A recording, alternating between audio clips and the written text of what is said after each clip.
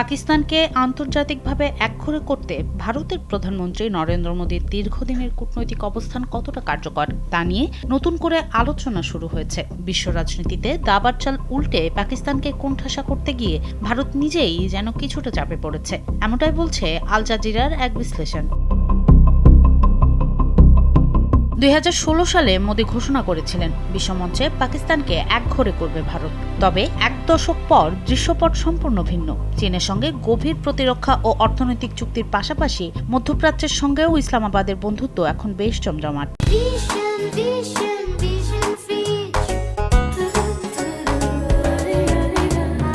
যুক্তরাষ্ট্রের সঙ্গে নয়াদিল্লির সম্পর্কে যখন কিছুটা ভাটা, ঠিক তখনই পাকিস্তানের সখ্যতা বাড়ছে।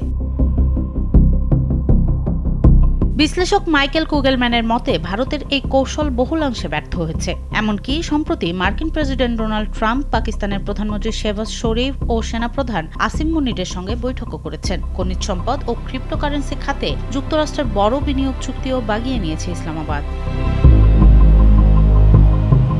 এদিকে 2025 সালে ভারত পাকিস্তান সীমান্ত উত্তেজনার পর মার্কিন মধ্যস্থতায় যুদ্ধবিরতি হয়, যা ভারতের কূটনৈতিক অবস্থানকে কিছুটা দুর্বল করেছে। তাছাড়া জঙ্গিবাদ ও আলোচনা একসঙ্গে চলে না। ভারতের এই কঠোর অনড়নীতির কারণে দক্ষিণ এশিয়ার আঞ্চলিক জোট সার্ক এখন কার্যত অচল।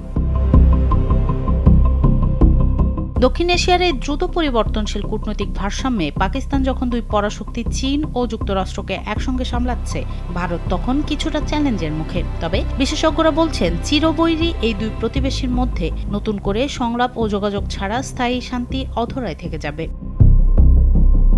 সনম সিদ্দিকী, কালবেলা।